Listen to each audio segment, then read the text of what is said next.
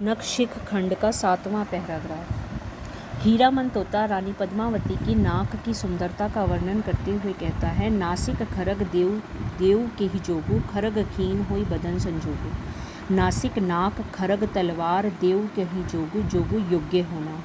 मैं नाक की तुलना तलवार के साथ क्या करूं, वह तो उसके भी योग्य नहीं है। कि रानी पद्मावती की नाक इतनी अधिक सुंदर है कि तलवार भी उसकी समानता नहीं कर सकती, वह भी उसके योग्य, उसके समान समर्थ नहीं है। खरग खीन, तलवार तो खीन कमज़ोर होती है।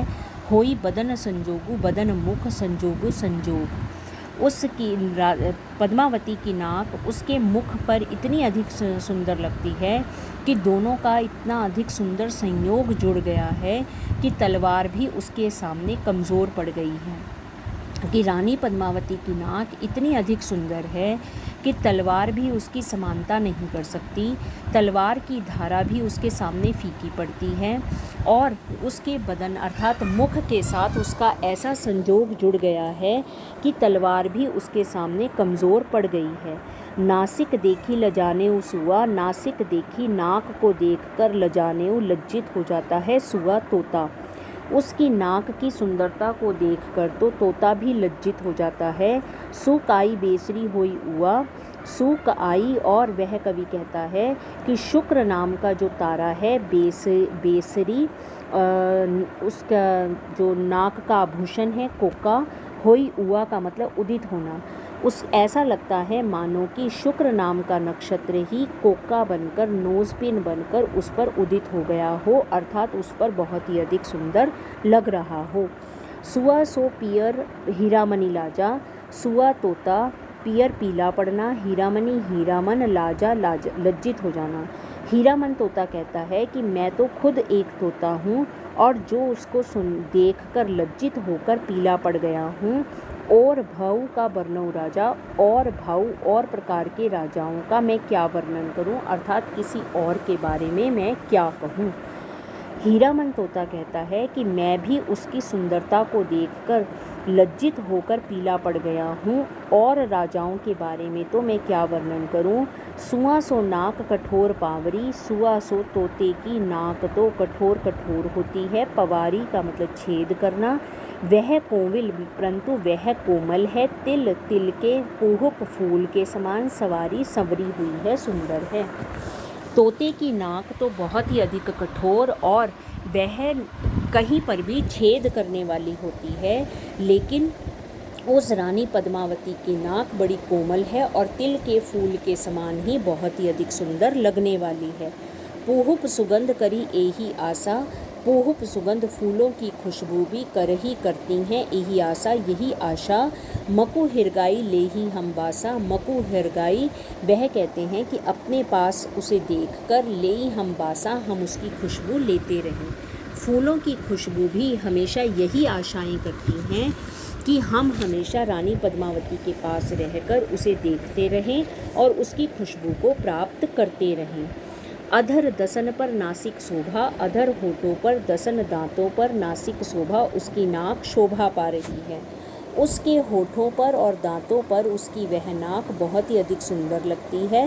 दारिव देखी सुआ मन लोभा, दारिव अनार के समान दांतों को देखी देखकर सुआ तोता मन मन में लोभा लालच करता है और उसके अनार के समान सुंदर दांतों को देखकर ही तोता जो है वह भी अपने मन में लालच करता है और लगता है उसके दांतों पर आकर बैठ गया हो, अर्थात नाक के रूप में सज गया हो। उसके होठ और दांतों की शोभा के ऊपर नाक की सुंदर लगती है, जिसे देखकर ऐसा लगता है कि अनार के दानों को देखकर तोता भी ललायित होकर उसके नाक के रूप में आकर बैठ गया हो। खंजन दूहों दिशि केली कराही, खंजन नाम के पक्षी दोनों दिशाओं में केली कराही खेल करते हुए दिखाई देते हैं। उसकी आँखों रूपी दोनों खंजन नाम के पक्षी दोनों दिशाओं में खेल करते हुए दिखाई देते हैं, अर्थात वह बहुत चंचल हो रही है। दहु वह रस को पाव को नाही, दहु वह रस, रस का मतलब रस से भरी हुई, पाव का मतलब पाना, को नाही या नहीं।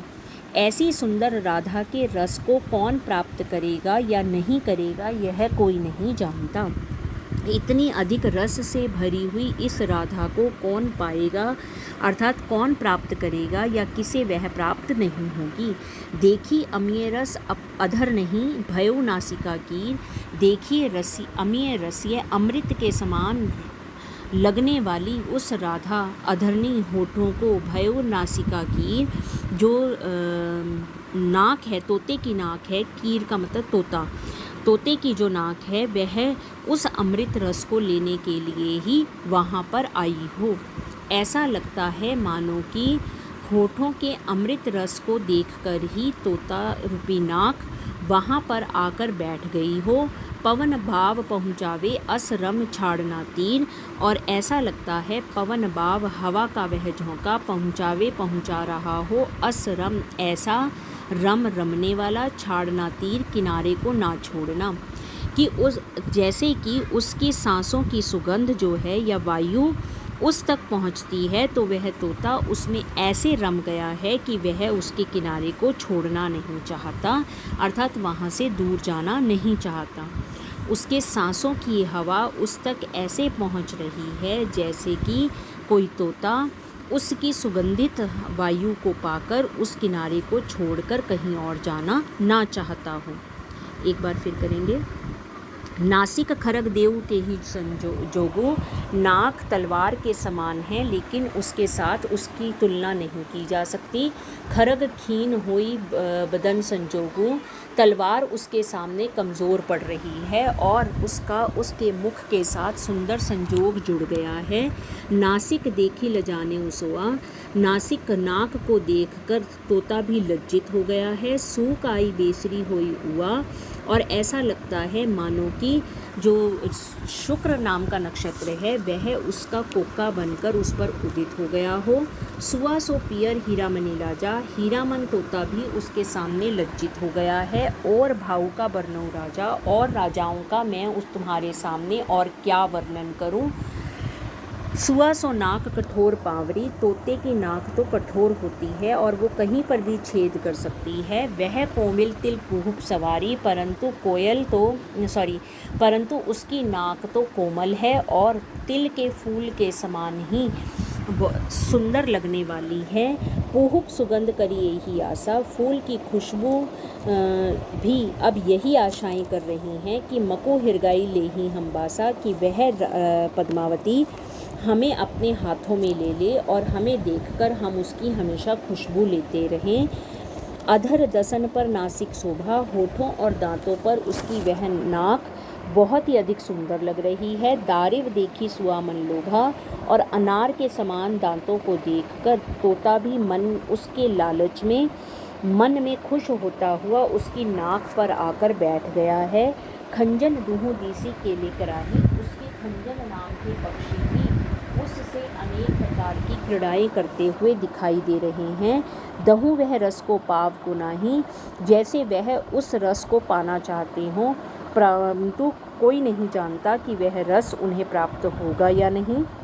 देखिए अमीरस अधीर्णय भयो नासिका की, अमृत के समान होठों को देखकर तोता भी उसकी नाक बनकर वहाँ पर बैठ गया है।